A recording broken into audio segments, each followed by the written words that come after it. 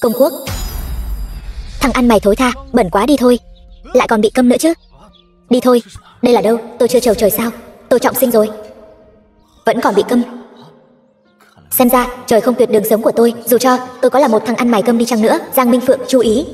Đồ tiện nhân, các người cứ chờ đấy. Tôi đến báo thù đây. Cứu mạng. Cứu mạng. Đi theo anh nào.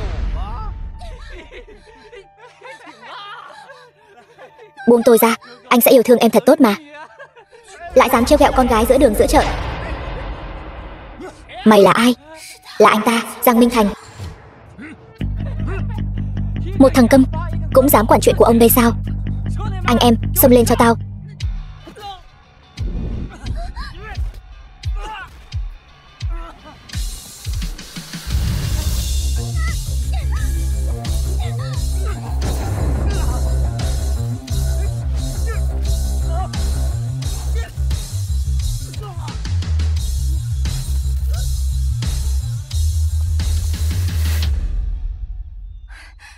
Giang Minh Thành.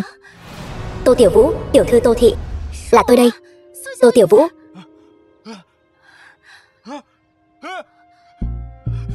Giang Minh Thành, anh không phải là đại thiếu gia của Giang Thị tập đoàn sao? Sao anh lại thành ra một tên ăn mày? Lại còn bị câm nữa.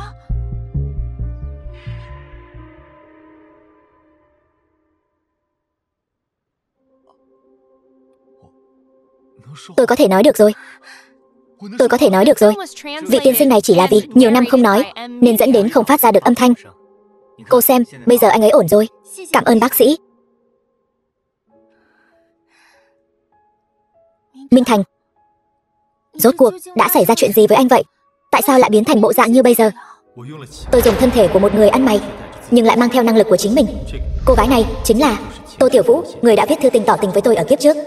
Lúc đó tôi bị chú ý, che mắt nên đã từ chối cô ấy.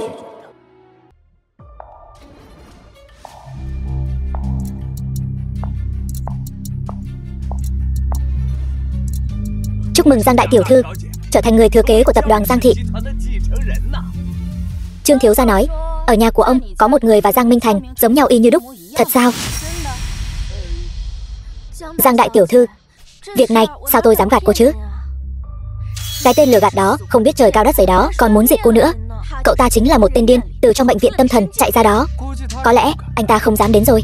Giang đại tiểu thư, ngày hôm trước cửa Lục Phương Động bị điều tra ra có chất độc. Quá hên luôn. May mà tôi giải quyết kịp thời. Độc của Lục Phương Động là mình tìm người hạ. Sao có thể nhanh như vậy đã bị phát hiện chứ?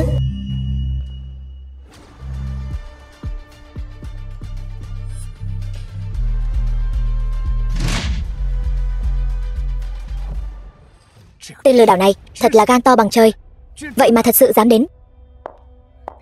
Minh Thành, anh đến rồi sao? Anh là ai? Sao anh lại giống anh trai tôi, y như đúc? Em hạ độc người anh ruột của mình, sau đó để anh ấy xuống biển. Cuối cùng còn nói anh ấy là quyên sinh vì sợ tội. Làm anh trai ruột của em. Thật đúng là phải chuẩn bị thêm vài cái mạng mới được. Anh ăn nói hàm hồ gì vậy? Chú ý, cô đã là vị hôn thê của Giang Minh Thành. Chỉ cần cô gả vào nhà họ Giang sẽ có được một nửa tài sản của nhà họ Giang. Tại sao cô còn phải cấu kết với em chồng của mình để mưu hại chồng? Mục đích cô làm như vậy rốt cuộc là gì? Đúng thật là độc ác. Đến cả anh trai mình cũng hại.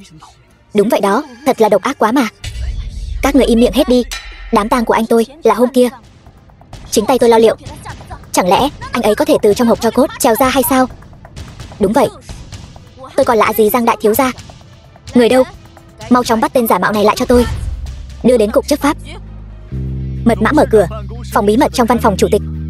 Là ngày sinh của em cộng thêm chữ cái đầu trong tên anh. Mật mã kết sắt trong thư phòng ở nhà. Là ngày kỷ niệm kết hôn của ba mẹ cộng thêm ngày sinh của anh. Giang Minh Phượng chú ý. Các người còn gì để nói? Kế hoạch ca mà công ty sắp triển khai, nếu không có được chip và ngân sách mới nhất sẽ bị trì hoãn vô thời hạn. Anh lại dám đánh cắp bí mật công ty em. Cho nên mọi người tin hay không, tôi thật sự là Giang Minh Thành. Nếu như các người nhất quyết không tin, tôi cũng không sao cả. Nhưng tôi khuyên các vị ở đây mau chóng bán cổ phiếu của tập đoàn Hồng Vận đi. Nếu không sẽ mất trắng đấy. Anh đang nói vớ vẩn gì vậy? Em kích động như vậy làm gì? Tập đoàn Hồng Vật chẳng phải là công ty mà em lập ra 2 năm trước chỉ để lùa gà mọi người thôi sao? Cổ phiếu của tập đoàn Hồng Vật vẫn luôn tăng. Anh mở miệng ra là nói giảm thì giảm sao? Bảo vệ đâu? Còn không mau bắt anh ta lại, để hắn sổ bậy như cuốn điện ở đây. Cổ phiếu của Hồng Vật thật sự đang trên đà giảm kìa. Giảm 10 mấy điểm rồi, bán mau đi. Giang tổng, cổ phiếu của tập đoàn cũng đang trên đà giảm. Giang Minh Phượng, xem em đấu với anh thế nào. Anh chỉ mới tung ra chút phốt đen của em thôi, và đây mới chỉ là món khai vị cho sự báo thù chính thức của anh. Mau bắt tên lừa đảo này lại cho tôi, lôi ra ngoài, đừng để anh ta ở đây nói bậy bạ. Anh đây là lừa đảo tài chính, cứ chờ mà ngồi tù mọt công đi. Mọi người xem phốt đen của Hồng Vận này. Hóa ra tất cả sản phẩm công nghệ đều là hàng giả, không thể nào. Tin tức này là giả. Trương Đại Vạn, lúc ở Lục Phương Động, đáng lẽ tôi không nên nói thêm một câu nào với cậu. Người tiếp theo bị báo thù chính là cậu. Cái gì mà Lục Phương Động? Anh bớt ở đó mà xúi giục đi. Quan hệ của tôi và Trương Thiếu, chú ý, tôi có nói độc ở Lục Phương Động là do cô hạ đâu. Tôi đây là đang ngăn cản anh ăn nói bậy bạ. Giang thị tập đoàn chúng tôi còn phải đầu tư cho Trương Thiếu nữa đấy. Trương Đại Vạn, cậu cảm thấy cậu có thể nhận được những khoản đầu tư này không? Giang tổng, chẳng phải cô nói trong buổi tiệc hôm nay sẽ có người đầu tư cho tôi sao? Đầu tư cho cái đầu nhà anh, còn không mau chóng tóm lấy tên lừa đảo này đi. Đều tại cái tên ăn mày thối tha như mày đó. Giang tổng cũng không đầu tư cho tôi nữa rồi. Dừng tay. Các vị có mặt ở đây không muốn phục hồi tổn thất sao? Mau chóng bắt tên điên này đi cho tôi. Ai dám động vào Giang đại thiếu gia?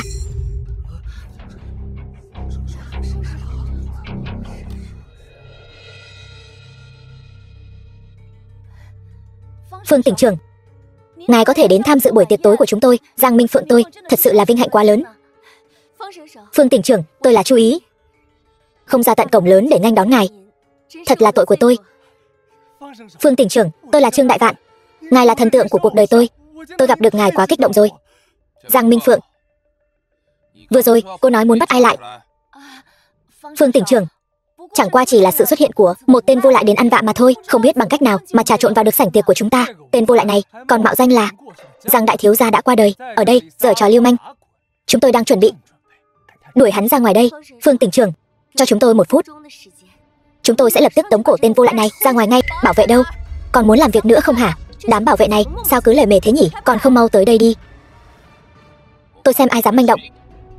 Tỉnh trưởng đại nhân, ngài đừng tức giận, chúng tôi sẽ lập tức tìm người lôi anh ta xuống ngay. Phương tỉnh trưởng, ngài bớt giận, các người đúng là một lũ thiển cận không biết cái đinh gì cả. Phương tỉnh trưởng, ngài đừng tức giận mà, vì một tên lừa đảo như vậy không đáng đâu. Phương tỉnh trưởng, chúng tôi không chỉ muốn lôi tên lừa đảo này ra ngoài, mà còn muốn đánh cho anh ta một trận thật nặng, vì anh ta đã xông vào xúc phạm ngài, mạo phạm ngài, để tạ tội với ngài. Các người này quả thực là không thể cứu vãn được nữa. Cuối cùng tôi cũng biết tại sao kinh tế của miền Nam ngày càng kém đi, chính là vì có những kẻ không phân biệt được trắng đen, đảo lộn thị phi như các người nắm quyền, thì làm sao mà tốt lên được. Tỉnh trưởng đại nhân, như vậy đi, tôi thề, tôi đảm bảo tên lừa đảo này sau này tuyệt đối sẽ không xuất hiện nữa trước mặt ngài. Tôi thấy các người bị mỡ heo làm mờ mắt rồi, vì một chút lợi ích, đến cả những điều cơ bản nhất như luân thường đạo lý cũng không màng. Giang thiếu nói không sai, các người thiếu không phải là thủ đoạn mà là lương tâm. Chẳng lẽ tôi lại không nhận ra anh trai ruột của mình sao? Giang thiếu, anh ấy sẽ chứng minh bản thân. Không nói nhiều nữa, hãy để anh ta dùng sự thật để chứng minh bản thân rốt cuộc có phải là Giang Minh Thành hay không. Đúng vậy, trước khi ngài vào, cổ phiếu của chúng tôi đã rớt giá thê thảm. Giang thiếu còn nói anh ấy có cách khiến cổ phiếu của chúng tôi hồi phục. Nếu như anh có thể thật sự khiến cổ phiếu của chúng tôi hồi phục, chúng tôi sẽ tin anh là Giang đại thiếu thật sự. Đùa gì vậy? Thị trường chứng khoán là thứ mà tên lừa đảo như anh có thể kiểm soát được sao? Tôi muốn xem thử hôm nay làm thế nào để số tiền chúng tôi đã thua lỗ quay trở lại. Bất kể anh có phải là Giang Minh Thành thật hay là Giang Minh Thành giả, nhưng trong lòng tôi anh thật sự chính là Giang Minh Thành. Vì Phương tỉnh trưởng tin anh, vậy thì tôi càng tin anh hơn. Tiểu Vũ, cảm ơn em đã tin anh sẽ không khiến em thất vọng đâu. Được. Vốn dĩ cái tập đoàn Hồng Vận này chính là cái bẫy mà chú ý răng ra để thu hoạch mọi người, nhưng mọi người yên tâm, tôi sẽ khiến cô ta phải nhả ra số tiền đã ăn vào. Thị trường chứng khoán lên lên xuống xuống là hiện tượng thị trường bình thường nhất. Chỉ bằng miệng của anh mà muốn vu oan là tôi răng bẫy sao? Coi chừng tôi kiện anh tội phỉ báng. Cô đã làm gì trong lòng cô biết rõ. Cho tôi 2 phút, tôi sẽ khiến mọi người hiểu rõ mọi chuyện. Những thứ này đối với tôi chỉ là chuyện nhỏ. 3 2 Một, chầu ông bà đến nơi rồi, còn ở đó làm ra vẻ huyền bí. Tôi thấy anh đây là dãy dụa trước khi toi đời thôi nhỉ. Trời ơi, cổ phiếu của tôi quay lại rồi. Của tôi không chỉ quay lại mà còn tăng mấy % nữa chứ. Sao có thể như vậy được? Chú ý, tôi không phải đã bảo cô bán không hết số cổ phiếu đó rồi sao? Sao lại bật trở lại rồi? Có gì thì nhất định phải nói nhỏ với chú ý vậy sao? Mấy người đang nói gì vậy? Anh cũng rất tò mò đó. Dựa vào đâu mà em phải nói cho anh biết?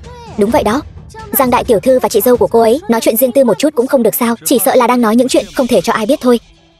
Chú ý, Giang Minh Phượng có phải đã hỏi cô? Không phải đã bảo cô bán không hết số cổ phiếu đó rồi sao? Sao lại quay trở lại rồi? Sao anh ta biết được? Giang đại tiểu thư, tôi có nói gì với cái tên lừa đảo này đâu. Tất cả những việc cô bảo tôi làm tuyệt đối không có người thứ ba biết. Cô đây là tự mình vạch áo cho người xem rồi. Cô vừa nói như vậy là cả thế giới đều biết chuyện hai người làm rồi đó. Cô đang nói cái gì vậy? Cô điên rồi sao? Cô đã làm gì vậy? Sao tôi biết được?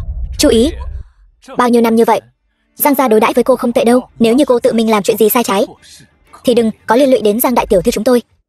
Khôn hồn thì mau chóng gánh hết mọi chuyện đi, nếu không thì tôi sẽ khiến cô có chầu ông bà cũng không toàn thây. Nếu như lúc này tôi không bảo vệ Giang đại tiểu thư, với sự tàn độc của Giang đại tiểu thư, tôi sẽ còn thảm hơn đi chầu trời nữa. Giang đại tiểu thư, tôi chỉ thiếu một chút nữa thôi là đã trở thành chị dâu của cô rồi đó. Tôi thề, tôi tuyệt đối không hề làm bất cứ chuyện gì có lỗi với Giang gia đâu. Lúc nãy tôi chỉ là hù dọa cô một chút thôi mà cô đã khai hết ra rồi. Chẳng phải là giấu đầu mà hở đuôi sao? Anh đúng là đồ điên. Rốt cuộc tôi đã đắc tội gì với anh mà anh lại muốn trước mặt bao nhiêu người vu khống tôi như vậy? Tôi có vu khống cô hay không, trong lòng cô biết rõ nhất. Chuyện này tạm thời bỏ qua một bên. Bây giờ tôi muốn hỏi mọi người, việc tôi trong vòng mấy phút đã vãn hồi tổn thất, mọi người có công nhận không? Tôi mới thật sự là Giang Minh Thành. Công nhận chứ. Anh vừa mới giúp tôi vãn hồi 100 triệu đó. Anh chính là Giang Minh Thành thật sự. Giang đại thiếu gia, anh đúng là một thiên tài kinh doanh mà. Đây chỉ mới là bắt đầu thôi. Giang Minh Phượng, tôi là thật hay giả cô không quyết định được đâu. Tôi tuyên bố toàn bộ miền Nam sẽ tiến hành chế tài toàn diện đối với tập đoàn Giang Thị. Tất cả những ưu đãi trước đây đều bị hủy bỏ. Những dự án đang tiến hành cũng đều phải dừng lại hết.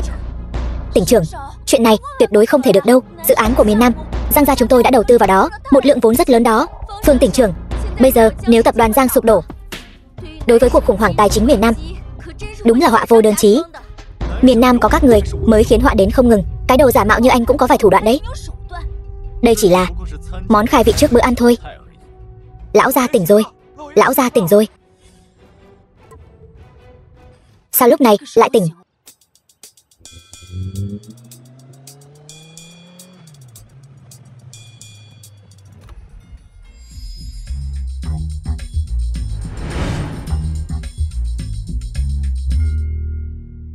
Cao Thiên, Phó Tổng Giám đốc Đông Phương Khắc Nhĩ. Thưa ông Khắc Nhĩ, ngài là người đứng sau Đông Phương Khắc Nhĩ, nhưng luôn che giấu thân phận, ẩn mình ở miền Nam, lại âm thầm dồn nhiều tài nguyên về miền Nam.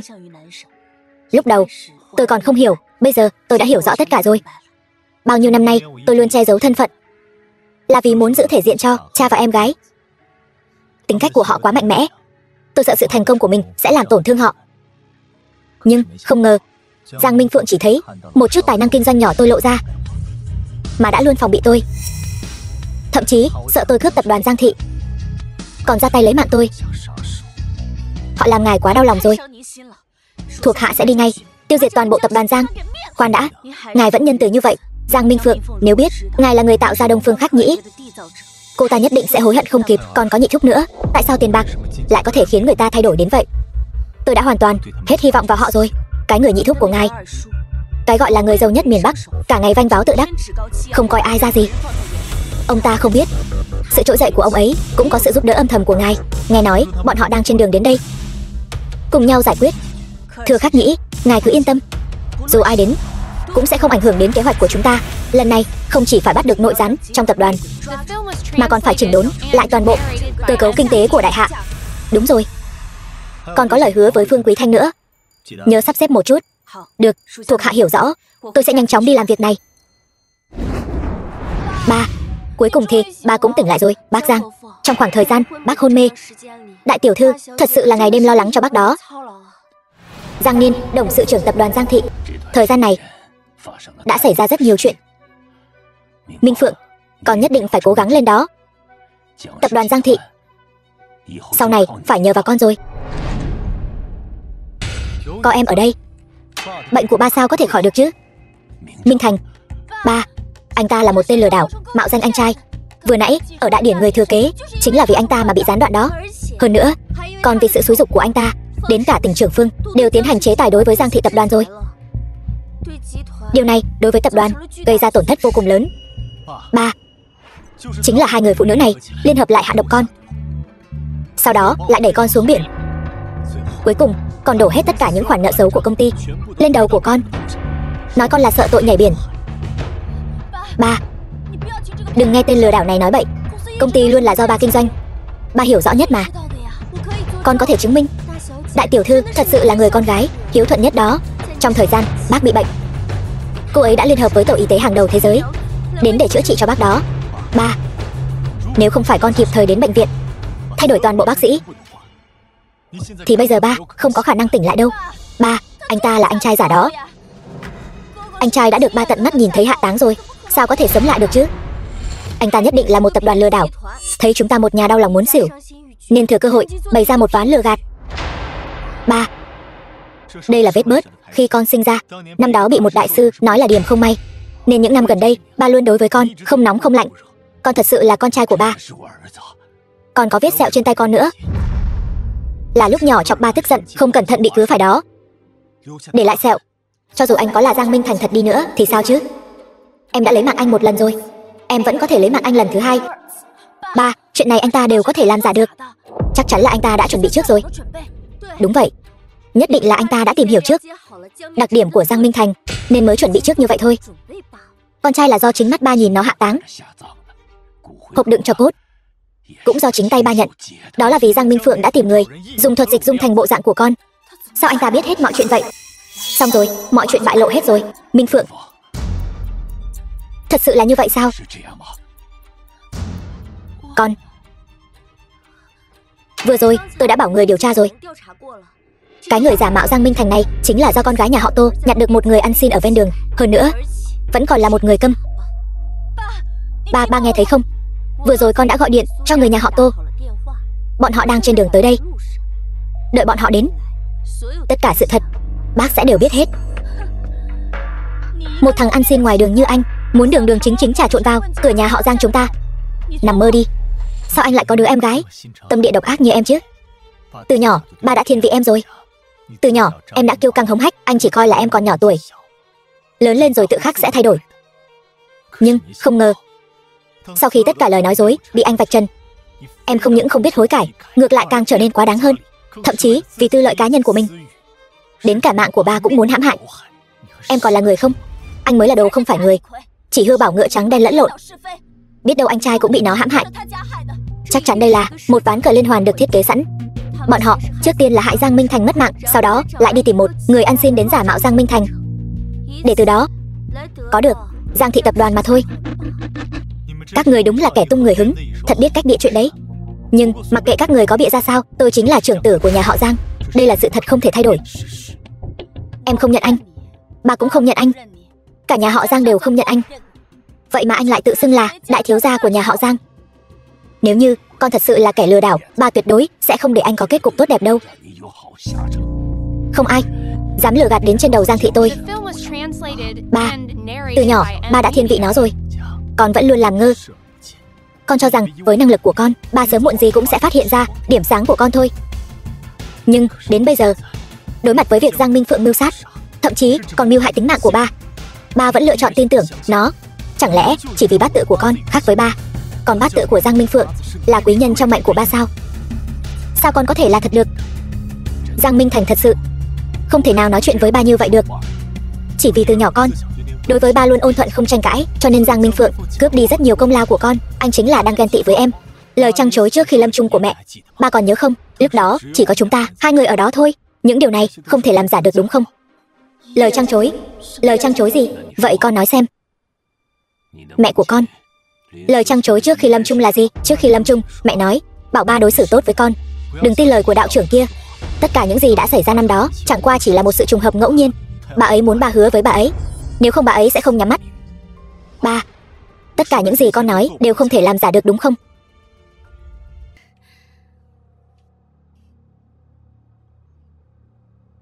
Alo, lập tức phái sát thủ cấp 3S đến. Không được để Giang Minh Thành sống qua 8 giờ tối nay.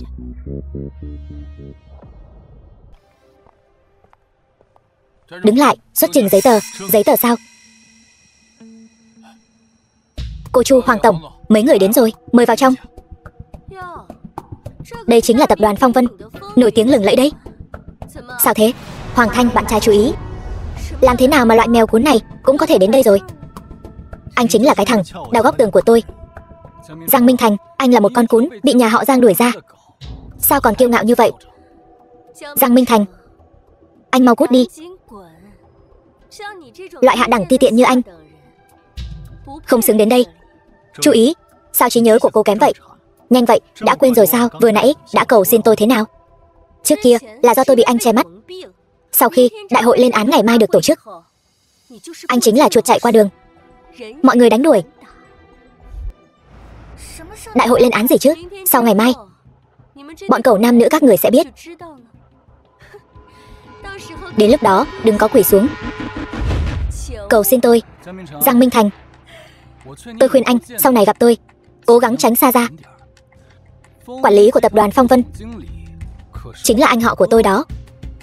Chẳng phải chỉ là quản lý thôi sao? Tôi chính là chủ tịch hội đồng quản trị mới nhậm chức của tập đoàn Phong Vân. Cô là mới nhậm chức chủ tịch hội đồng quản trị tập đoàn Phong Vân. Cô mà là chủ tịch hội đồng quản trị sao? Vậy tôi chính là vương mẫu nương nương trên trời.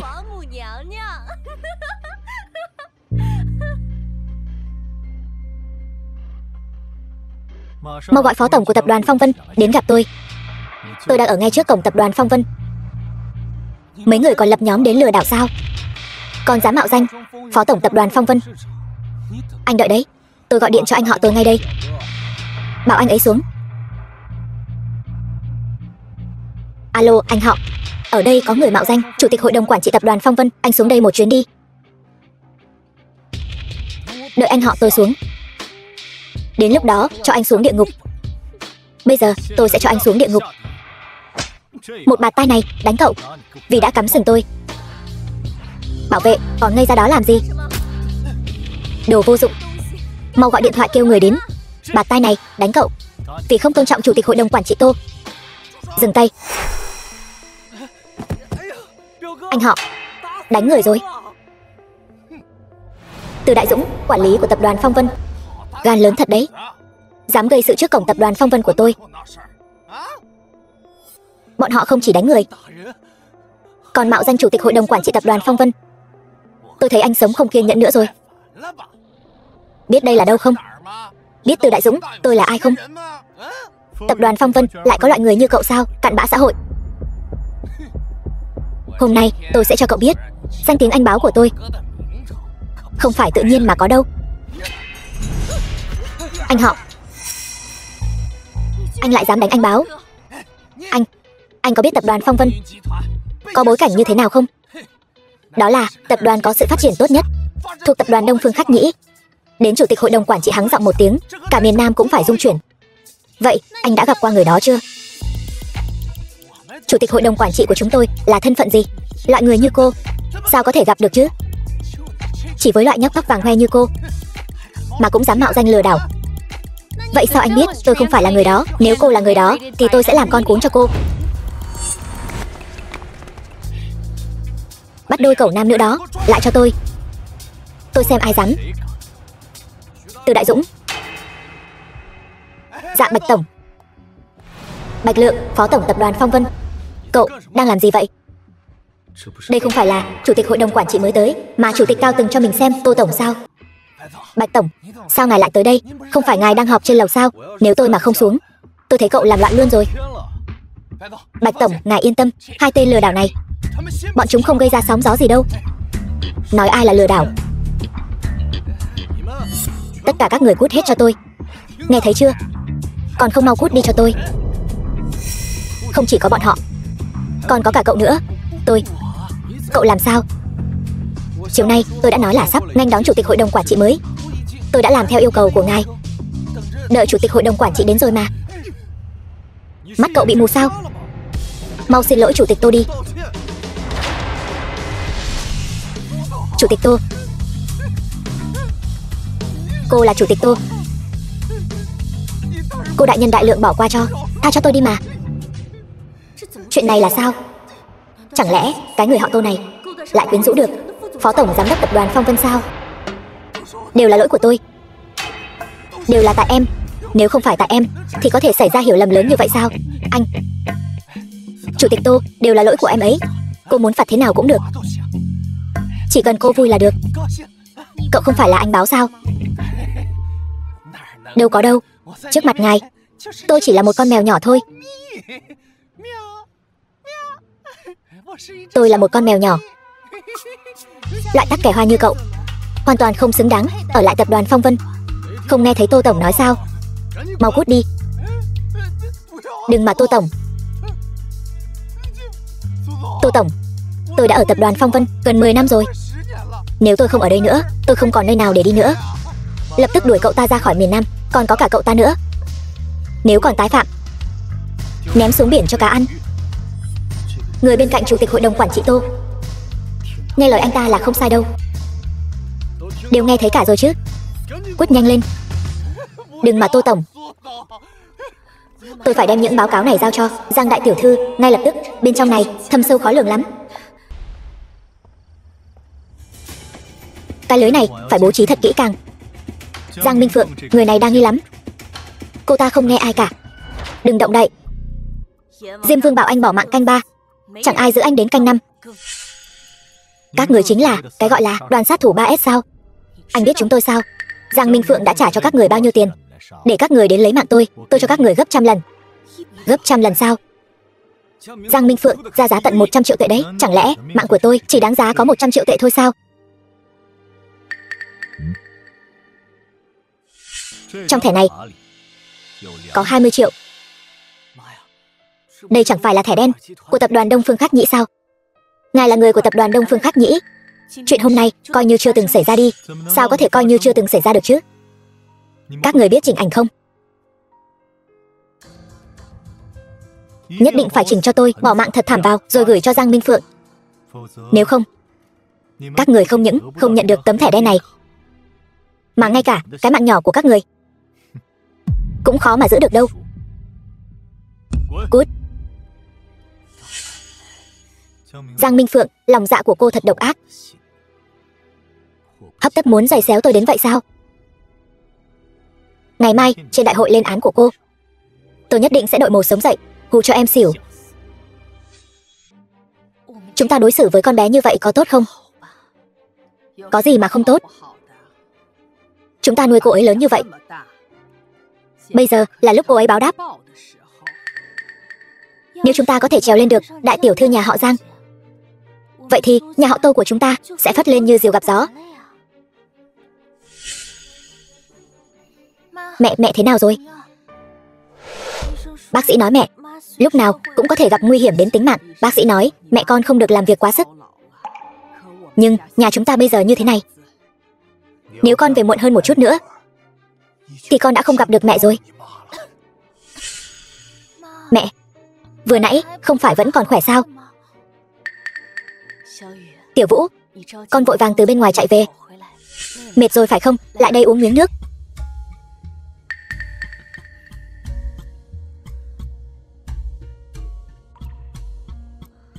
Mẹ, rốt cuộc mẹ bị làm sao vậy?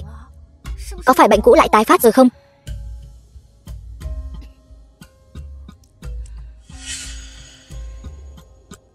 Tiểu Vũ, đầu có choáng không?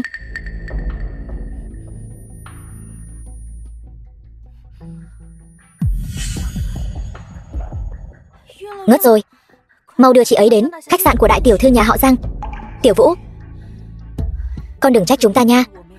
Đây là cơ hội cuối cùng của chúng ta rồi. Nhanh lên đi.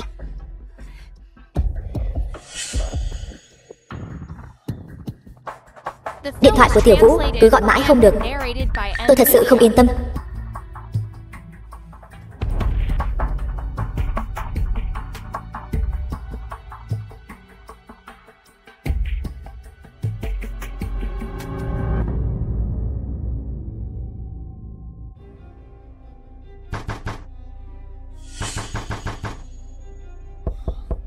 Sao lại gõ cửa nữa rồi? Bảo các người tranh thủ thời gian. Bà nội, đồ ăn mày thối tha, cậu đến đây làm gì? Bà nội, Tiểu Vũ vẫn chưa về sao? Sao lại gõ cửa nữa? Bảo các người tranh thủ thời gian. Không hay rồi, Tiểu Vũ gặp nguy hiểm. Định vị vị trí của Tô Tiểu Vũ ngay. Tôi phải tìm được cô ấy ngay lập tức. Người phụ nữ này là tôi tốn bao tâm tư mới kiếm về cho ngài đấy. Ngài phải suy nghĩ kỹ đấy. Giang Minh Phượng, cô yên tâm, chiều nay tôi sẽ đưa hợp đồng của bọn họ cho cô.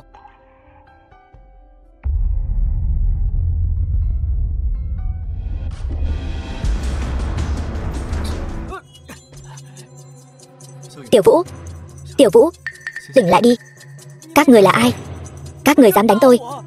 Các người có biết tôi là ai không? Nói thử tôi nghe xem nào. Tôi là tâm phúc của ông Đông Phương Khắc Nhĩ. Nếu các người đánh tôi thì cứ chờ mà chôn cùng đi. Vậy để tôi cho anh xem tôi là ai, rồi xem ngài ấy là ai. Chủ nhân, chủ nhân, cậu làm tâm phúc của tôi như vậy đấy sao? Chủ nhân, tôi bị người ta hãm hại. Tôi thân bất do kỷ mà chủ nhân. Lại là Giang Minh Phượng mua chuộc cậu đúng không? Cô ta mỗi tháng cho tôi những người phụ nữ khác nhau trên toàn thế giới. Tôi thật sự không chịu nổi mà. Đồ gan hùm mật gấu, uổng công chủ nhân khổ tâm bồi dưỡng anh. Chủ nhân, tôi không dám nữa đâu. Xin ngài cho tôi thêm một cơ hội nữa đi. 2 việc.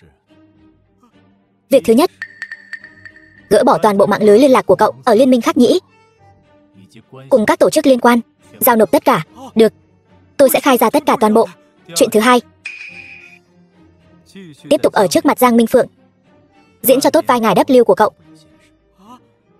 Hả, cái gì? Được, tôi tiếp tục diễn trước mặt Giang Minh Phượng. Sau khi 2 việc này xong, tôi sẽ định đoạt cho cậu. Được. Cảm ơn chủ nhân tha mạng. Cô ấy trúng độc gì?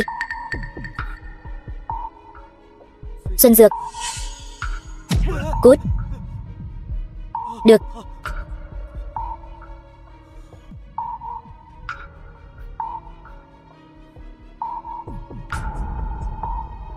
Tiểu Vũ, không ngờ sau khi sống lại anh vẫn không thể bảo vệ tốt cho em.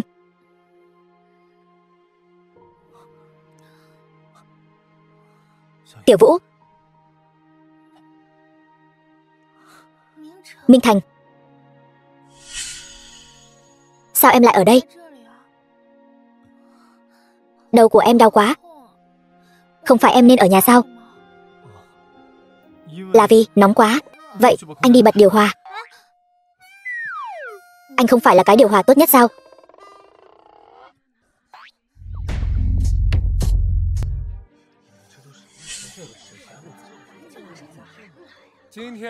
Đại hội lên án Giang Minh Thành hôm nay gần như tập trung đầy đủ các gia chủ hào môn lớn của miền Nam. Chỉ sợ rằng Giang Minh Thành là một kẻ rụt đầu nhát cái không dám đến. Giang Minh Thành, anh ta đương nhiên không dám đến, bởi vì anh ta đã bị ném xuống biển cho cả ăn rồi. Hôm nay, ngài W của tôi cũng sẽ đến. Đó chính là nhân vật thông thiên của Đại Hạ Quốc đó. Đương nhiên rồi, ngài W chắc chắn sẽ đến. Hơn nữa, ngài W và đại tiểu thư Giang gia rất tốt đẹp. Đông Phương Khắc Nhĩ, ngài W đến.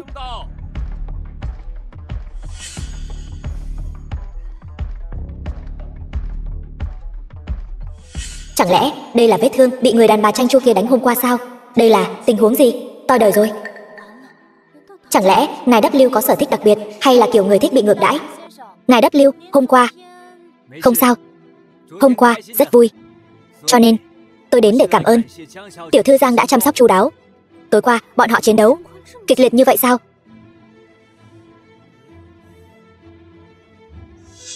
Nếu ngài W đến rồi, vậy thì đại hội lên án nghịch tử Giang Minh Thành của tập đoàn Giang Thị bây giờ bắt đầu.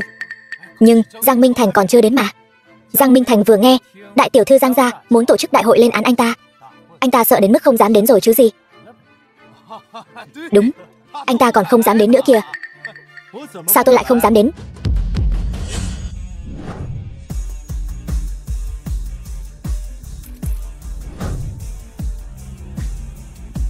Đại hội lên án Giang Minh Thành.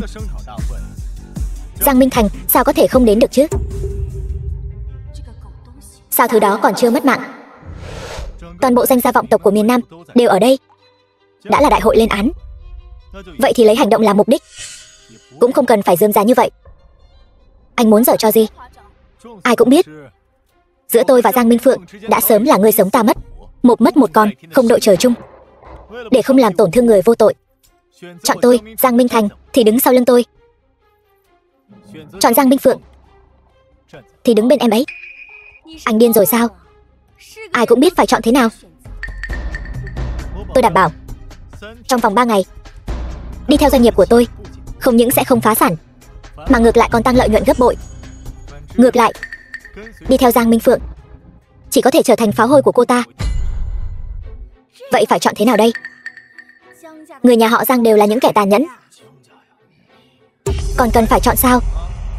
Chắc chắn là đứng về phía đại tiểu thư nhà họ Giang rồi. Tôi tuyên bố, những người đứng về phía tôi, tất cả lợi nhuận tôi nhường gấp 3. Gấp 3 sao? Thật sao? Đi thôi.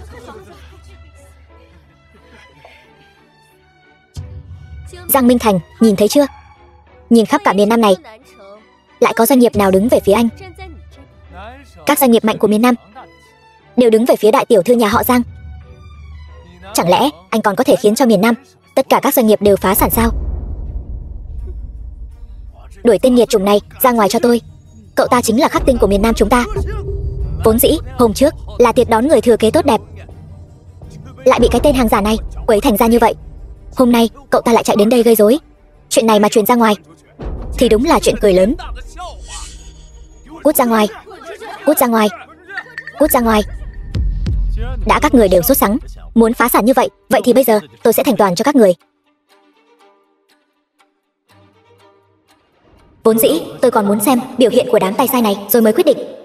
Xem ra bây giờ chỉ có thể thực hiện sớm thôi. Lập tức cho 4 nhà Trương, Vương, Triệu, Lý phá sản. Cái tên Giang Minh Thành giả mạo kia, anh có biết tài sản của 4 nhà Trương, Vương, Triệu, Lý có bao nhiêu không? Hôm nay nếu như cậu không thể khiến chúng tôi phá sản, vậy thì cậu phải quỳ xuống xin lỗi Giang tiểu thư. Nếu như phá sản, tôi sẽ quỳ xuống xin lỗi cậu. Đồ giả mạo. Tôi cũng giống như Trương gia chủ. Triệu gia tôi cũng giống như Trương gia chủ. Lý gia tôi cũng vậy. Nếu như hôm nay cậu không thể khiến Lý gia tôi phá sản, vậy thì cậu phải quỳ trước mặt chúng tôi, quỳ đến sáng. Giang Minh Thành, anh thấy chưa? Hôm nay dù cho mỗi người chúng tôi nhổ một bãi nước bọt, cũng có thể dìm anh bỏ mạng.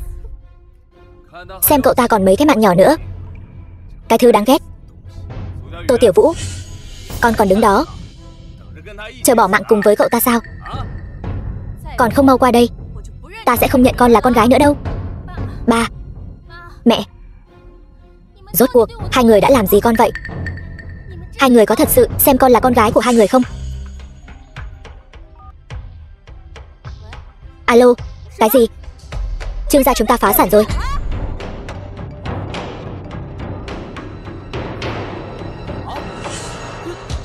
Vương gia chúng ta cũng phá sản rồi.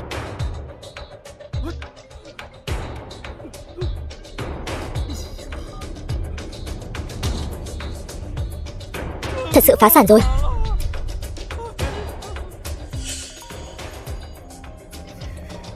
Lý gia chủ, nghe điện thoại đi. Lý gia cũng phá sản rồi. Giang thiếu, cầu xin cậu giơ cao đánh khẽ, tôi đứng về phía cậu. Cầu xin cậu bỏ qua cho doanh nghiệp của tôi đi. Đó là bao nhiêu tâm huyết của mấy đời nhà họ Lý chúng tôi đó. Doanh nghiệp này cũng là tâm huyết mấy đời của tôi đó. Cầu xin cậu giơ cao đánh khẽ, xin hãy tha cho Triệu gia chúng tôi. Giang thiếu, cậu tha cho chúng tôi đi. Vừa rồi chúng tôi đã đứng sai hàng, bây giờ hối hận còn kịp không? Giang thiếu, ngài là người lớn đừng chấp kẻ tiểu nhân, tôi nguyện đi theo ngài. Giang thiếu, sau này ngài bảo hướng đông thì chúng tôi không dám đi hướng tây, ngài đánh cún thì chúng tôi không dám đuổi gà. Các người dám trước mặt tôi mà phản bội sao? Các người sợ cái tên Giang Minh Thành giả mạo này, vậy không sợ tôi Giang Minh Phượng sao? Thế lực của Giang gia tùy tiện động ngón tay một chút cũng có thể khiến cho doanh nghiệp của các người hóa thành tro bụi. Cho các người thêm một lựa chọn nữa. Giang đại tiểu thư, cô thấy rồi chứ? Tất cả mọi người chỉ có tôi là trung thành nhất. Suýt chút nữa quên mất Trương Đại Vạn cậu rồi. Hóa ra vẫn còn một con cá lọt lưới như cậu. Đừng lo lắng, tôi gọi một cuộc điện thoại. 2 phút sau sẽ khiến cho Trương gia các người cũng phá sản giống như vậy.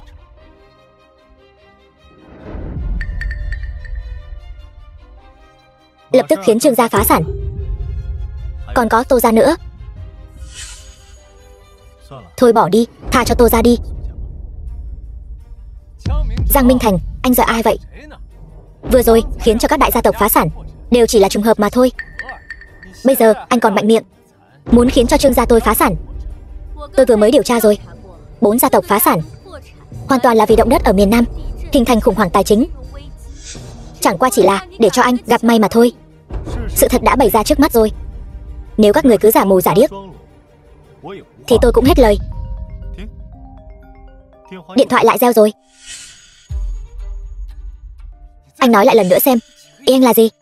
Trương gia, cơ nghiệp lớn như vậy sao có thể phá sản được? Giang đại tiểu thư, cô nhất định phải giúp tôi đó. Chẳng phải chỉ là phá sản thôi sao? Để Trương gia các người khôi phục sản nghiệp chẳng qua chỉ là một câu nói của tôi mà thôi. Giang Minh Thành, anh nghe thấy chưa? Trương gia tôi phá sản chỉ là tạm thời thôi. Giang đại tiểu thư nhất định sẽ giúp tôi. Trương Đại Vạn, cậu đúng là một con cún tốt của Giang Minh Phượng. Đợi đến khi cả nhà cậu ăn xin ngoài đường. Hy vọng cậu vẫn nghĩ như vậy. Giang tiểu thư, tôi nhất thời hồ đồ. Cô cũng giúp đỡ đi, để Vương gia hưng thịnh trở lại đi, cầu xin cô. Xin cô làm ơn. Vừa rồi tôi cũng chỉ là nhất thời xúc động thôi mà. Cô đại nhân đại lượng. Còn có tôi nữa. Các người đúng là tắc kè hoa mà. Cô ta chẳng qua chỉ là châu chấu tháng 9 thôi, cũng nhảy nhót được mấy ngày nữa thôi. Anh chẳng qua chỉ là lợi dụng khủng hoảng tài chính thay đổi trong chớp mắt việc mấy gia tộc phá sản, khiến cho anh có cơ hội thôi. Mà căn cơ của Giang gia anh lại không thể tổn hại đến một phần nào. Giang Minh Thành, anh coi ngài W là vật trang trí sao? Ngài W, anh xem Giang Minh Thành kiêu căng thế nào kìa. Anh nhất định phải chống lưng cho tôi đó.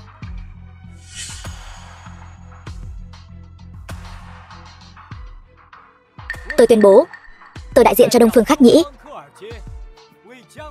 rót vốn cho Giang Minh Phượng 1.000 tỷ. 1.000 tỷ sao? Lại chúa, con số này đến nằm mơ tôi cũng không dám nghĩ tới. Có 1.000 tỷ này rồi. Giang đại tiểu thư chính là người giàu nhất thế giới này. Ngài W, tôi thề có bỏ mạng cũng trung thành với ngài. Cả đời này của tôi sẽ trung trình bất diệt, hy sinh cả gan óc. Tôi cũng vậy. Còn tôi nữa. Cô là cái thá gì? Cút. Mỹ Na, chỉ có 1.000 tỷ thôi mà. Em có cần phải tự hạ thấp mình như vậy không? Chị là cái thá gì? Ngủ với ngài W rồi, đến 1.000 tỷ cũng không nhìn ra sao? Lần sau còn dám sỉ nhục tiểu Vũ như vậy nữa thì không chỉ đơn giản là một cái tát đâu. Giang Minh Thành, anh mù hay điên rồi hả? Không thấy ngài W nói là 1.000 tỷ sao? Tôi thấy anh ta chắc là bị dọa sợ ngất rồi ấy chứ. Giang đại tiểu thư, bây giờ trong tay không chỉ có vốn là 1.000 tỷ mà còn có quan hệ với ngài W vô cùng thân thiết. Người chống lưng cho ngài W là ai? Tôi nghĩ cũng không cần tôi phải nói nhiều nữa đâu nhỉ. Đó chính là Đông Phương Khắc Nhĩ, nơi tận cùng của sự giàu có trong vũ trụ. Khủng khiếp thật đấy. Kể từ hôm nay, Giang đại tiểu thư có Đông Phương Khắc Nhĩ chống lưng, tôi thấy anh thì cũng sống không nổi mấy ngày nữa đâu. Giang Minh Phượng đã có 1.000 tỷ này rồi thì cứ để cô nhảy nhót mấy ngày đã. Nhưng đừng quên chúng ta có cuộc hẹn cá cược 3 ngày sau đấy. Cuồng vọng, anh không muốn sống sao? Dám ăn nói sằng bậy trước mặt ngài W. Đúng vậy, bất kính với Giang đại tiểu thư chính là bất kính với ngài W. Ngài W, ngài nhất định không được dễ dàng bỏ qua cho loại người này. Đúng đó, ngài W, ngài nhất định phải dạy dỗ thật nặng cái đồ đáng ghét không biết trời cao đất dày này. Cô hỏi cậu ta dám không?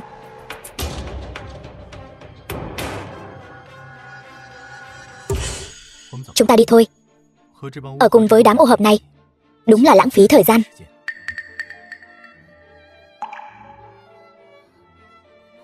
Ngài W, chẳng lẽ ngài cứ trơ mắt nhìn cái thứ đáng ghét này cứ vậy mà đi sao? Ngài W, nhất định phải để nhà sáng lập Đông Phương Khắc Nhĩ phong sát anh ta trên toàn cầu. Câm miệng.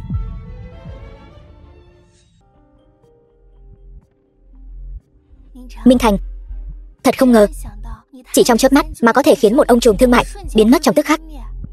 Thật ra, anh từ nhỏ đã là một thiên tài tài chính rồi. Điểm này, anh đã biết từ khi còn nhỏ.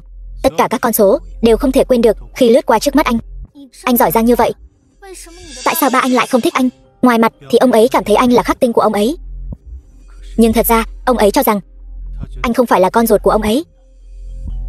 Kiếp trước, tôi đã lén làm giám định quan hệ huyết thống. Nhưng báo cáo giám định quan hệ huyết thống đã bị Giang Minh Phượng đổi rồi. Điều này khiến ba luôn muốn trừ khử tôi. Đáng tiếc là kiếp trước tôi không hề biết. Một lòng chỉ muốn lấy lòng bọn họ. Anh chưa từng nghĩ đến việc đi làm báo cáo giám định quan hệ huyết thống sao? Hôm nay, ở buổi tiệc, anh đã lấy một sợi tóc của ông ấy. Ngày mai sẽ có kết quả. Thật không biết khi ông ấy nhìn thấy báo cáo sẽ có biểu cảm gì. Thật ra việc khiến bọn họ biến mất chỉ là chuyện trong nháy mắt. Nhưng mà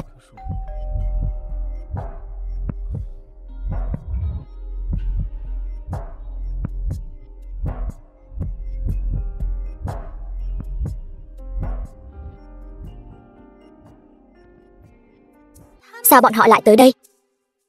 Là W kia nói cho bọn họ nằm trong kế hoạch. Kế hoạch sao? Đây chính là trên cây nở hoa. Cuối cùng đóng cửa đánh cún. Sau đó một mẻ tóm gọn.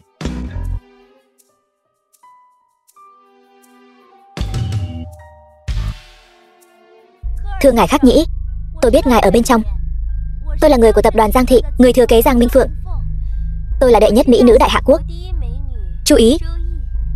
Thưa ngài Khắc Nhĩ, chúng tôi không có ý gì khác, chỉ là muốn gặp mặt ngài thôi. Thưa ngài Khắc Nhĩ, ngài là thần tượng của tôi. Có thể gặp ngài một lần là nguyện vọng lớn nhất đời tôi. Các người tìm tôi có chuyện gì sao? Thưa ngài Khắc Nhĩ, tôi có một món quà nhỏ muốn tặng cho ngài. Không cần đâu. Thưa ngài Khắc Nhĩ, nếu như ngài không mở cửa thì hai chúng tôi sẽ cứ đứng ở đây mãi. Không, chúng tôi quỳ ở đây.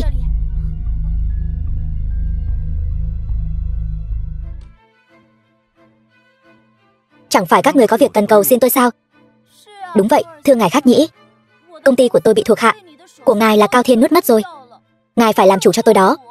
Còn có cả cái tên Giang Minh Thành giả mạo kia, dẫn theo một người phụ nữ mạo danh là chủ tịch tập đoàn Phong Vân. Còn có chuyện này nữa sao? Cái con Cao Thiên kia thật quá đáng ghét. Không chỉ nuốt mất công ty của chúng tôi, còn muốn người của chúng tôi.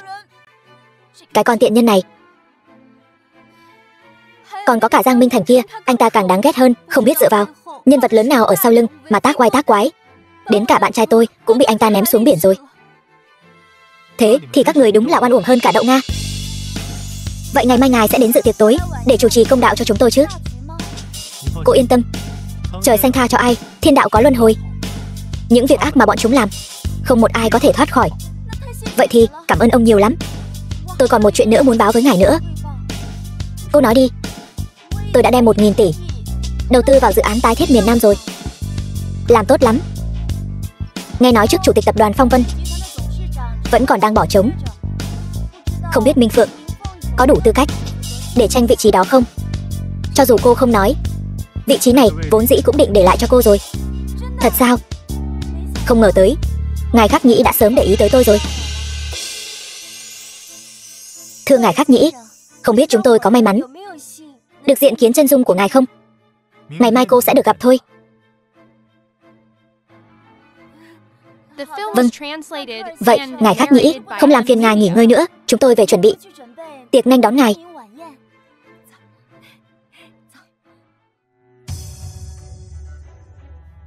Giang Minh Thành, không ngờ anh lại diễn giỏi như vậy. Chỉ cho phép bọn họ diễn, không cho phép anh được hả hê sao? Anh nói xem, tối nay cô ta có khi nào hưng phấn đến mất ngủ không? Đâu chỉ là mất ngủ, e rằng cả đêm đều đang nghĩ ngày mai sẽ hành hạ anh như thế nào đây. Hy vọng ngày mai bọn họ có thể tỉnh ngộ. Nếu không phải ông trời cho tôi cơ hội trọng sinh, thì sao tôi có thể thấy được những sự thật dơ bẩn này? Đúng rồi, anh sẽ không để chú hai anh nửa đời sau thật sự ở trong tù chứ? Đó là chú ấy tự làm tự chịu. Vậy vị trí chủ tịch tập đoàn Phong Vân thật sự không cân nhắc Giang Minh Phượng sao?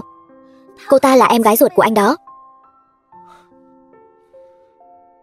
Tiểu Vũ, anh đã nói rồi, nhất định phải để em trở thành người phụ nữ giàu có của miền Nam, để em tỏa sáng rực rỡ, được vạn người kính ngưỡng.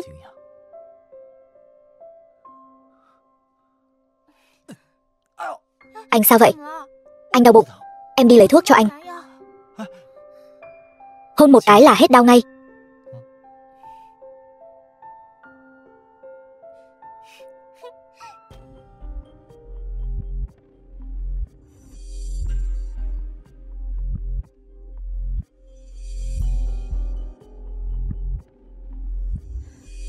Thật là lợi hại, ngay cả mặt nhân vật lớn cũng chưa từng gặp mà đã giải quyết xong chuyện rồi. Xem ngày mai tôi chỉnh Giang Minh Thành thế nào. Tôi muốn giày vò anh ta. Lần này nhất định phải lăng trì anh ta, để giải tỏa những uất ức mà chúng ta phải chịu đựng trong những ngày qua. Tất cả ân oán ngày mai sẽ được giải quyết, bao gồm cả W kia. Vậy bây giờ chúng ta phải đến chỗ W sao?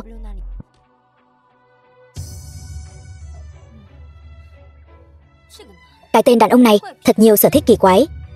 Cô nhịn một chút đi. Hôm nay là ngày cuối cùng rồi. Đợi ngày mai tôi xử lý được nhân vật lớn thì kết cục của W kia sẽ rất thảm. Tôi muốn để lại trên người anh ta 100 cái lỗ, để anh ta sau này tuyệt tử tuyệt tôn. Còn nữa, kế hoạch B trong buổi tiệc ngày mai nhất định phải chuẩn bị tốt. Còn phải chuẩn bị kế hoạch B sao? Ta thấy tiên sinh Khắc Nhĩ khá là hướng về phía cô đó.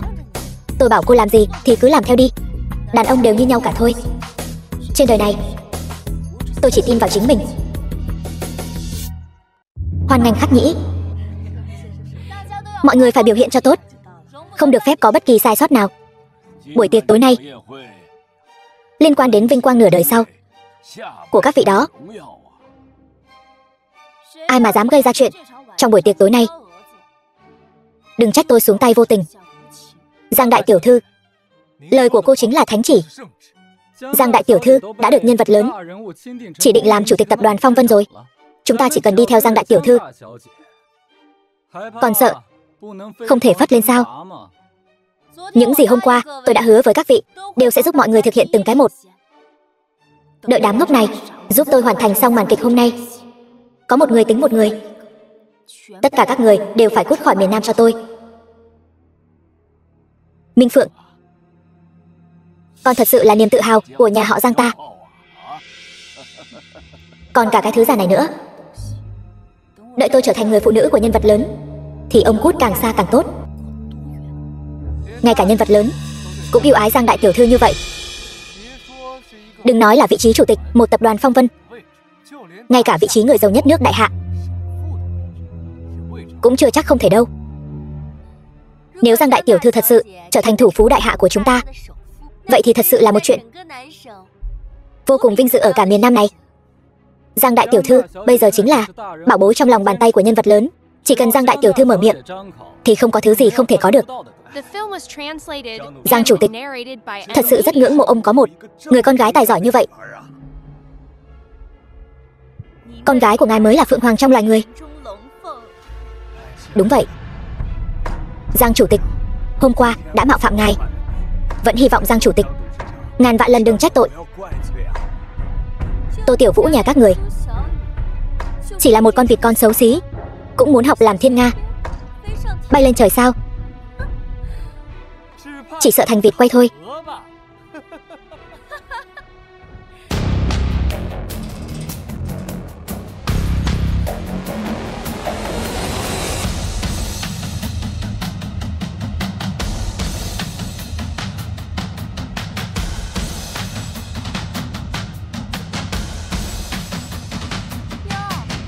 Hai người các ngươi đúng là âm hồn bất tán. Chỗ như thế này cũng dám đến. Hôm nay không chỉ là ngày cá cược thứ 3 của chúng ta, mà còn là yến tiệc chào mừng của tôi. Tôi tại sao không thể đến? Nếu không nghe lầm, chẳng lẽ không phải muốn nói Yến tiệc chào mừng tối nay là vì anh mà tổ chức sao? Chẳng lẽ không phải sao? Nếu không có tôi, bữa tiệc này các người căn bản không thể mở được. Đây đúng là chuyện cười lớn.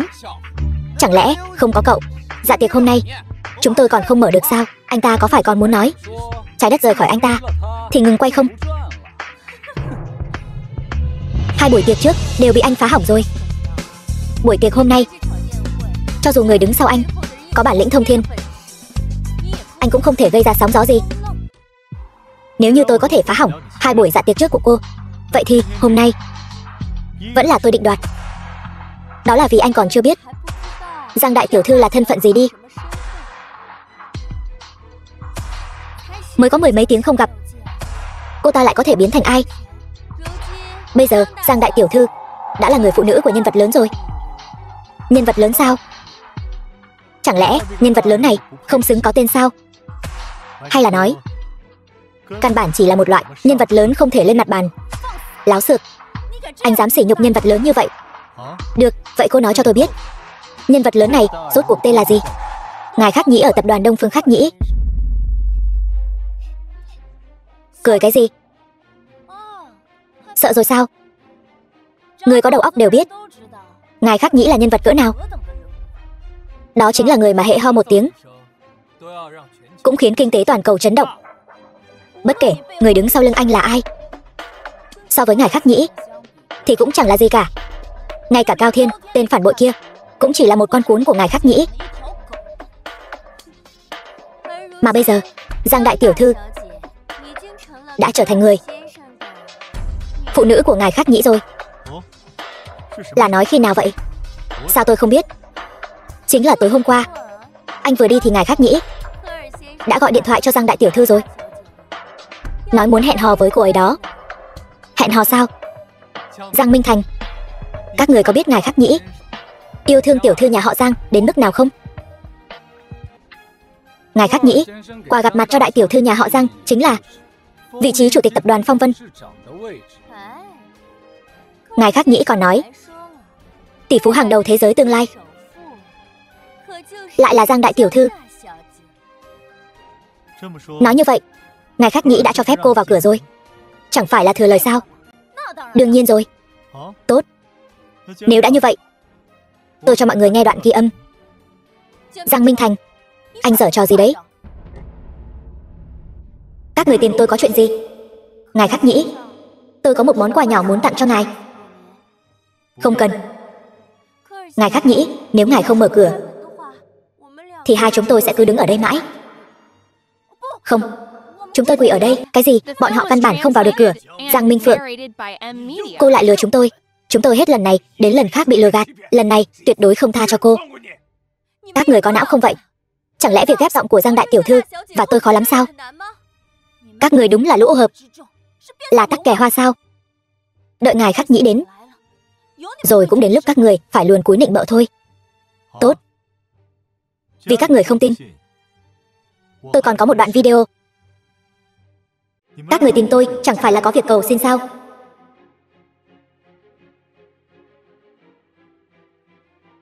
Ngài Khắc Nhĩ, ngài phải làm chủ cho tôi đó.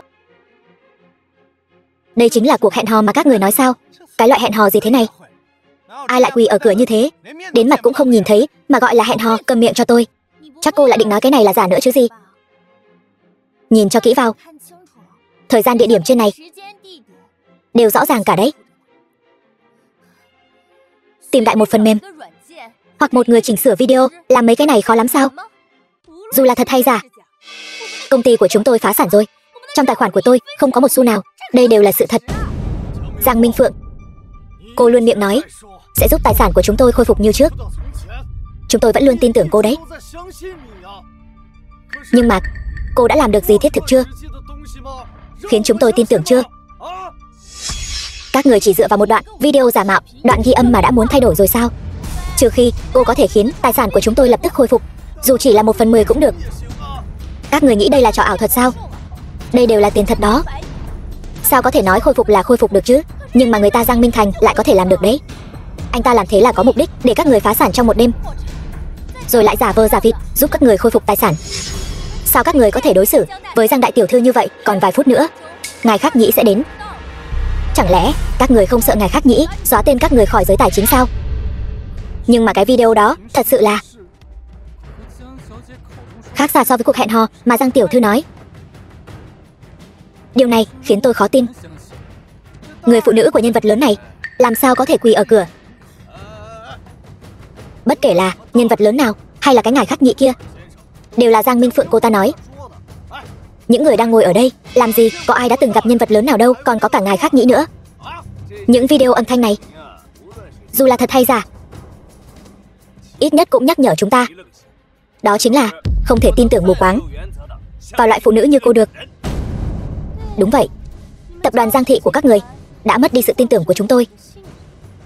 Nếu không thể khiến tài sản của chúng tôi phục hồi, ít nhất Giang thị phải đưa ra 30% cổ phần, làm cơ sở để chúng tôi tin tưởng cô trở lại.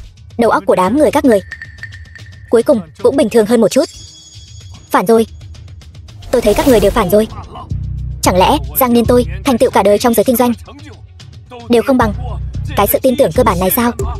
Trước khi đến phòng tiệc, tôi đã nhờ người hỏi thăm bên sở chấp pháp rồi. Giang nhị gia tối qua bị người ta đánh cho bầm dập mặt mày, đưa đi bệnh viện cấp cứu ngay trong đêm rồi. Cho dù như cô nói là thật, tất cả đều là do nhân vật lớn bày ra cái cục diện này. Vậy thì Giang nhị gia bị người ta đánh đến nguy kịch tính mạng, cô giải thích thế nào đây? Chẳng lẽ nhân vật lớn làm việc gì cũng phải báo cáo với anh sao? Đám ngu xuẩn các người. Nhân vật lớn sắp xếp như thế nào các người nhìn ra được sao? Xem ra các người nên bị loại rồi. Nhân lúc ngài Khắc Nhĩ còn chưa đến, các người cút hết đi. Cho chúng tôi đi. Được thôi, ít nhất hãy để công ty của chúng tôi khôi phục vận hành bình thường. Đó là chuyện của các người, liên quan gì đến tôi? Không phải vì duy trì lợi ích của cô, chúng tôi có thể như ngày hôm nay sao? Tôi có ép các người đứng về phía tôi sao? Giang Minh Phượng, cô làm vậy là không nói đạo lý đó.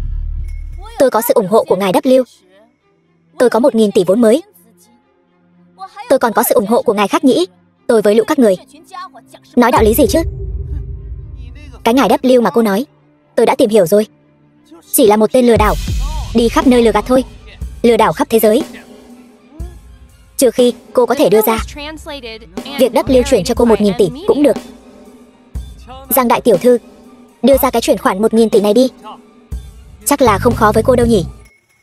Đám người đáng ghét này, sao đột nhiên lại phản hết thế này? Nhất định là do Giang Minh Thành giở trò quỷ. Giang Minh Thành, có phải anh ở giữa xúi giục ly gián không? Mấy chuyện nhảm nhí của các người tôi không có hứng thú. Bây giờ tôi chỉ muốn hỏi các người một câu, rốt cuộc các người có muốn khôi phục tài sản hay không? Muốn. Quá muốn luôn. Tôi nằm mơ cũng muốn. Được, vậy thì mỗi người đưa ra một thứ đi, chứng cứ phạm tội tài chính của tập đoàn Giang thị. Giang Minh Thành, thì ra anh chờ tôi ở đây. Anh muốn dùng thủ đoạn hèn hạ này khiến tôi bị người người xa lánh. Đối phó với cô còn chưa cần đến những thủ đoạn này, chẳng qua cũng chỉ là làm nhiều điều bất nghĩa sẽ tự diệt mà thôi. Giang Minh Thành, lời anh nói là thật sao? Không tin thì các người cứ thử xem. Được, tôi xin bắt đầu trước dự án thủy lợi năm kia. Giang Minh Phượng dùng hàng kém chất lượng, thu lợi nhuận lên đến 300 triệu.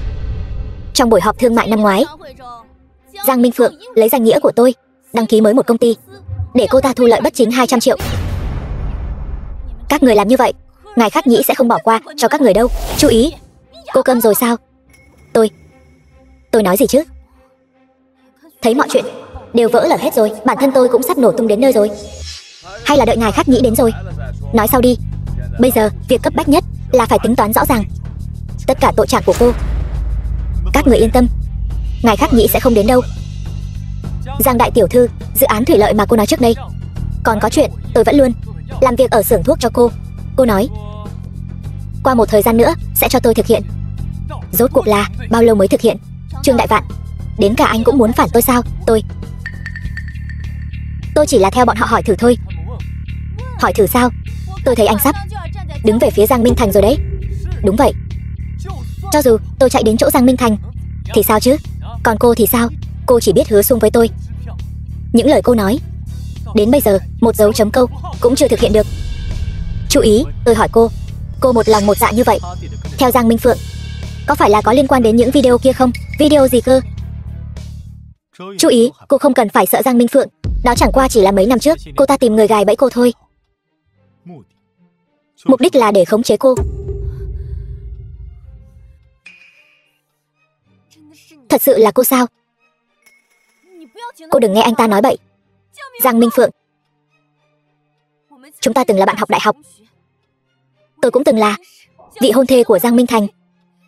Chúng ta là bạn bè, là đối tác, càng giống như người một nhà. Tôi kiên định như vậy, ở bên cạnh cô.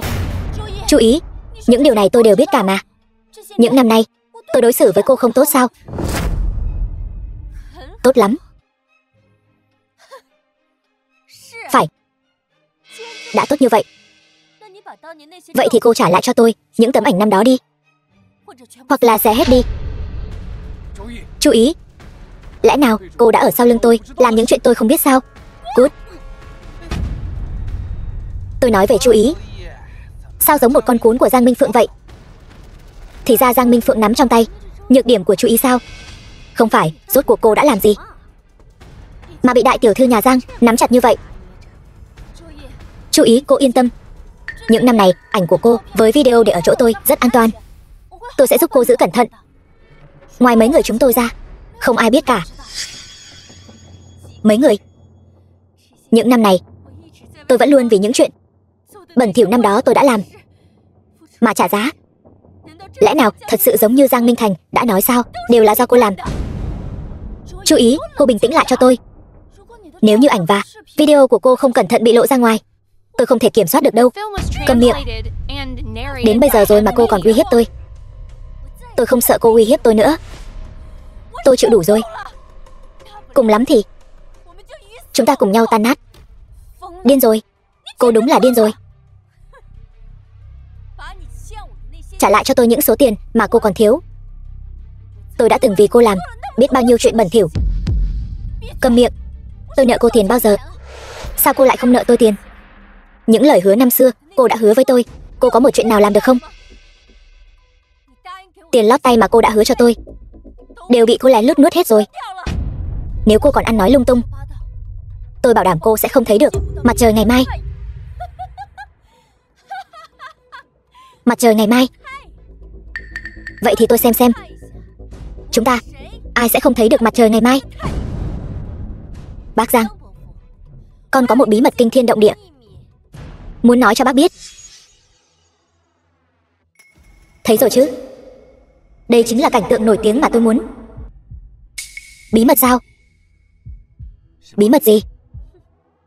13 năm trước, kết quả giám định huyết thống với Giang Minh Thành được đưa cho bác là giả. Giang Minh Phượng năm đó lén lút mua chuộc bác sĩ, đã đổi kết quả giám định quan hệ huyết thống của ông. Cô nói dối cũng không biết ngượng mồm. 13 năm trước, tôi mới 8 tuổi.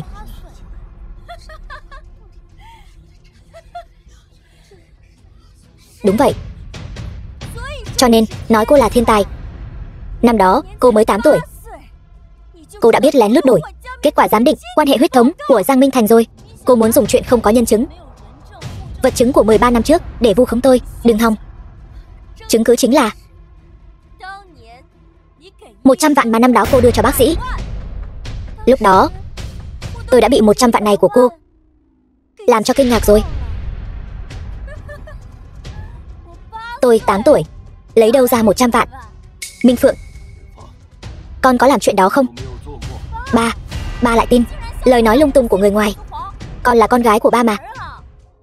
Ta chỉ hỏi con, rốt cuộc có làm hay không? Dù sao thì ba vẫn luôn nghi ngờ anh ta không phải con ruột mà. Con chẳng qua là giúp ba, để ba chắc chắn hơn thôi. Ta luôn thiên vị con. Không ngờ con lại tàn độc như vậy, dám mưu hại chính anh trai ruột của mình. Anh ta đâu phải con ruột của ba. Ba sốt ruột như vậy làm gì? Con, người không vì mình trời chu đất diệt. Con chẳng qua là muốn giữ vững vị trí người thừa kế của mình. Con làm sai sao? Tốt lắm. Không ngờ quả dưa lớn nhất ở miền Nam là chuyện nhà họ Giang các người. Quá đáng thật, không còn chút xấu hổ nào. Đúng là đỉnh cao của trơ trẽn. Vô liêm sỉ đến tận nhà rồi. Thật sự là chấn động. Tam quan của tôi đâu rồi? Giang chủ tịch, tôi ở đây có một bản báo cáo giám định quan hệ huyết thống. Bác có thể xem qua, rốt cuộc bác và Giang Minh Thành có phải là quan hệ cha con ruột hay không?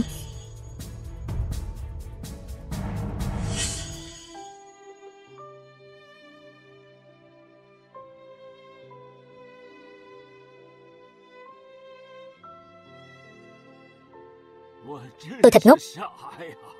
Bao nhiêu năm nay bác hiểu lầm Giang Minh Thành rồi. Dù anh ấy có nỗ lực thế nào, bác vẫn luôn cho rằng anh ấy không phải con ruột của bác. Đối xử với anh ấy không lạnh không nóng, chỉ thiên vị Giang Minh Phượng. Con trai ngoan. Ba xin lỗi con. Nếu không phải tôi sống lại, tôi vĩnh viễn không biết Giang Minh Phượng sau lưng đã làm bao nhiêu chuyện xấu. Giang Minh Phượng, cô còn muốn cứng miệng sao? Đến nước này rồi, sự thật đều bày ra trước mặt cô rồi.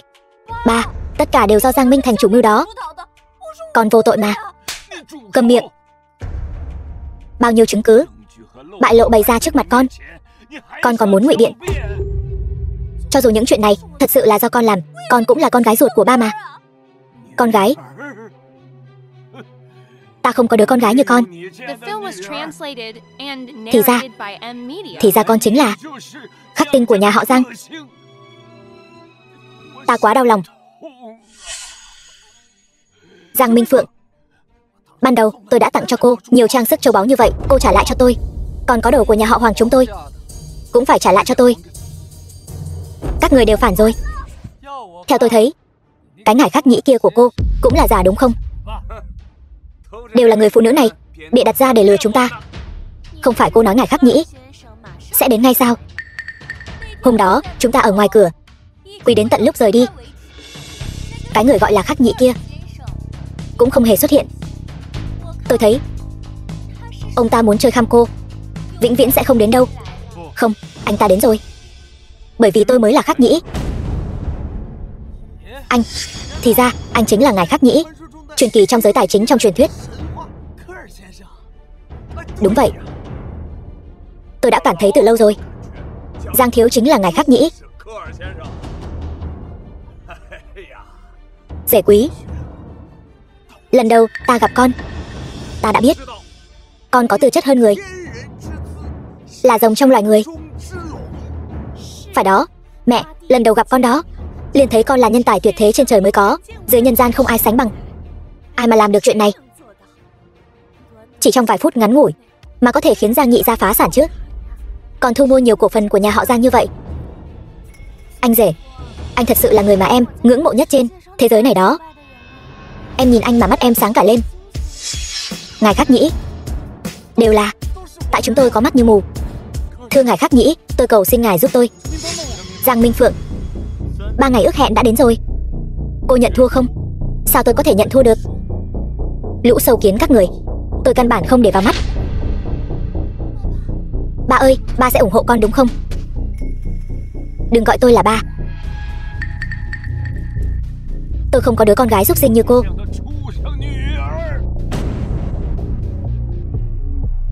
Bây giờ tôi sẽ gọi điện thoại cho ngài khắc nhĩ. Tôi phải khiến cho các người cầu xin tôi như cún vậy. Alo, ngài khắc nhĩ, ngài đang ở đâu vậy? Bọn họ vu khống ngài, tung tin đồn nhảm về ngài. Ngài nói muốn họ quỳ xuống cầu xin sao?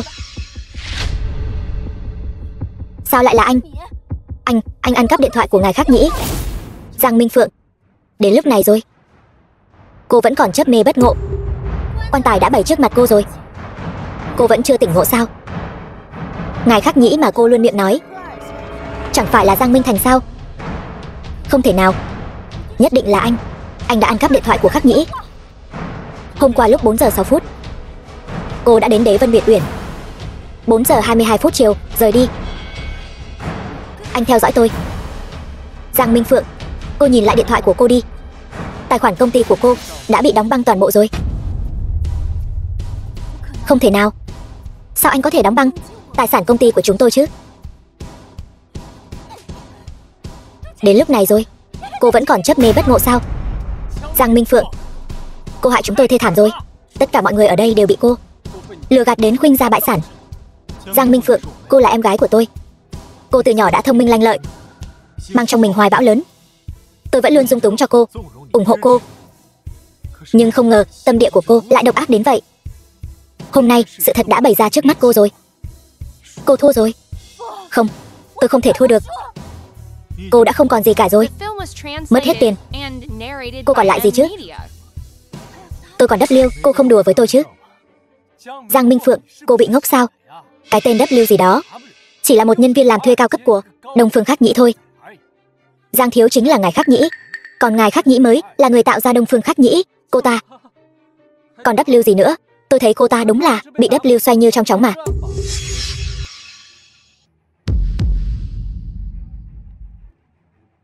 Quỳ xuống. Chủ nhân. Chủ nhân, tại sao anh lại gọi anh ta là chủ nhân? Anh là con cún mà anh ta nuôi sao? Phải, tôi đúng là một con cún bên cạnh chủ nhân.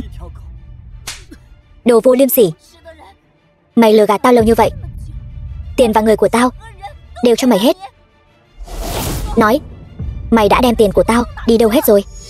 Giang Minh Phượng, cô đã vi phạm luật đại hạ. Chứng cứ xác thực, tất cả tài sản xung công quỹ. Phương Quý Thanh, ông thâm độc thật đấy. Chim sẻ bắt ve, chim ưng rình sau lưng đúng không?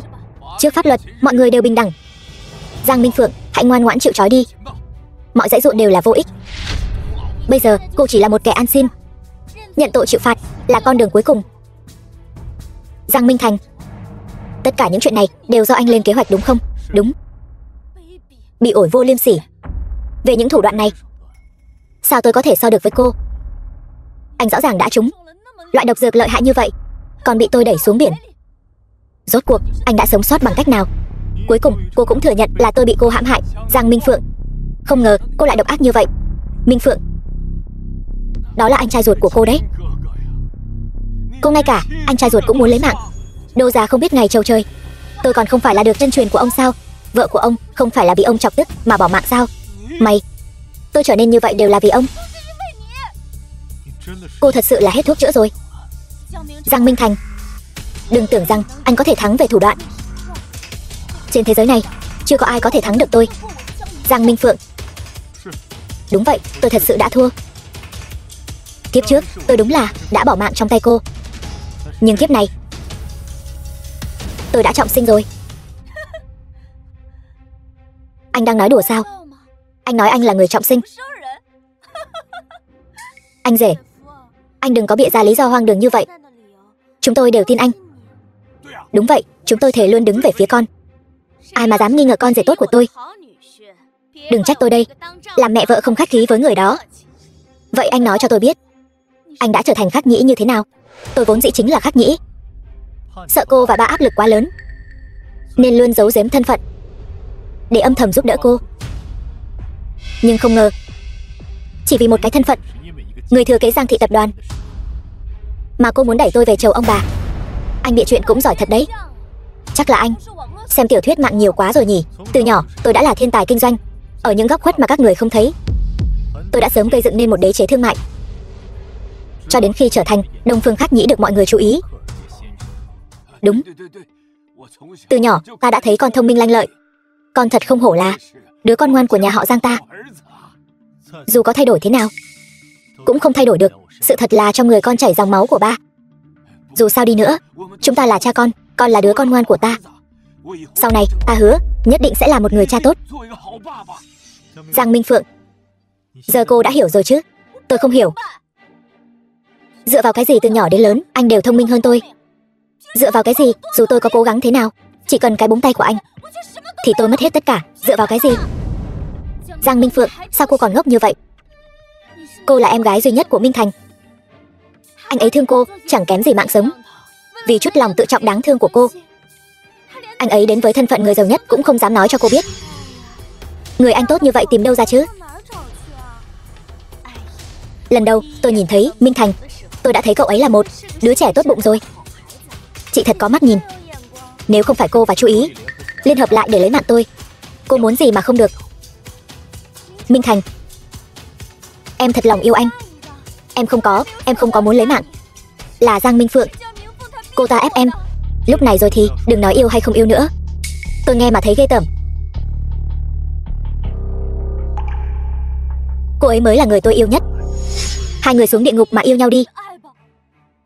Giang Minh Phượng tôi, thứ mà tôi không có được thì ai cũng đừng hòng có được. Tôi thà hủy diệt cả thế giới cũng không chịu nhận thua. Giang Minh Phượng, cô muốn làm gì? Không hay rồi. Cô ta còn có kế hoạch B. Giang Minh Thành, chúng ta ở một thế giới khác, so tài hơn thua đi.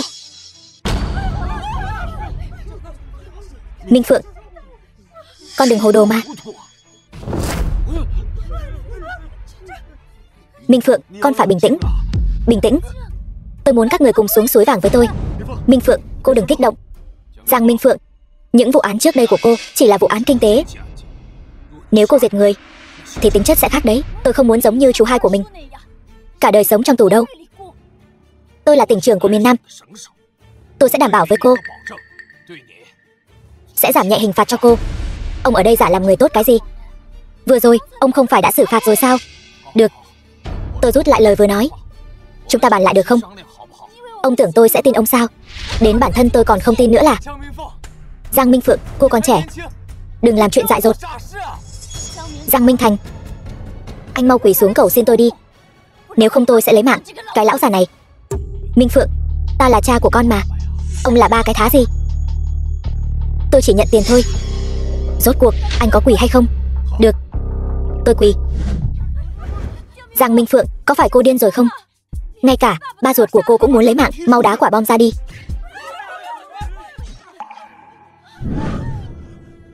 Bác sĩ, mau gọi bác sĩ. Minh Thành, vậy anh có tha thứ cho em không? Lúc này đừng nói gì nữa. Tha thứ hay không tha thứ, những tấm ảnh đó, những bức ảnh và video đó tôi xóa từ lâu rồi. Nhốt con đàn bà điên này vào ngục tối. Anh hai, anh không thể đối xử với em như vậy. Ba, con sai rồi. Ba, con sai rồi. Ba.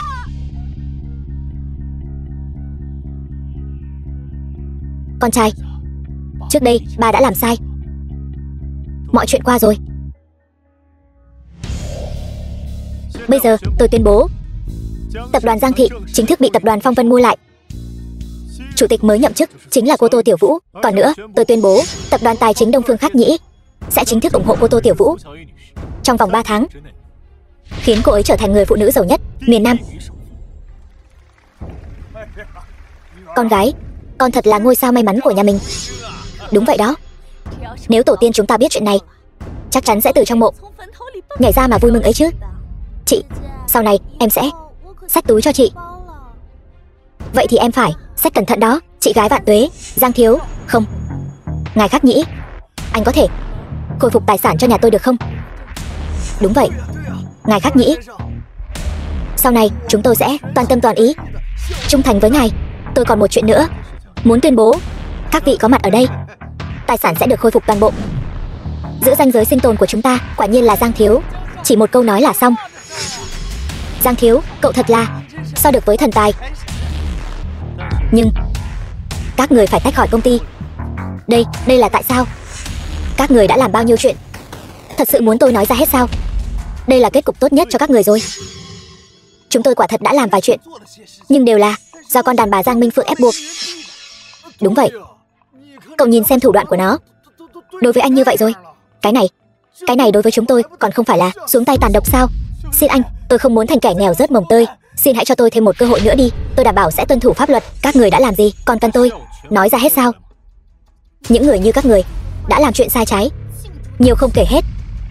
Tôi làm tỉnh trưởng nhiều năm như vậy, dù có vực dậy kinh tế thế nào đi nữa thì càng vá càng lủng. Bây giờ tôi mới hiểu ra, đều là vì có những kẻ sơ mọt như các người. Đúng vậy. Nếu các người còn nói thêm một câu nữa thì sẽ phải đối mặt với những trách nhiệm khác. Phương tỉnh trưởng, những gì đã nói 3 ngày trước đều đã thành hiện thực rồi chứ? Đều đã thành hiện thực rồi. Giang thiếu, anh đã giải quyết cơn khát cháy bỏng của tôi, cứ như là cha mẹ tái sinh của tôi vậy. Tài sản của những người này sẽ do anh toàn quyền định đoạt. Xin ngài Khắc Nhĩ cứ yên tâm, tôi nhất định sẽ khiến kinh tế miền Nam trở thành đệ nhất đại hạ. Số tiền này đối với tôi đều không đáng là gì cả. Tiếp theo, tôi có một chuyện quan trọng.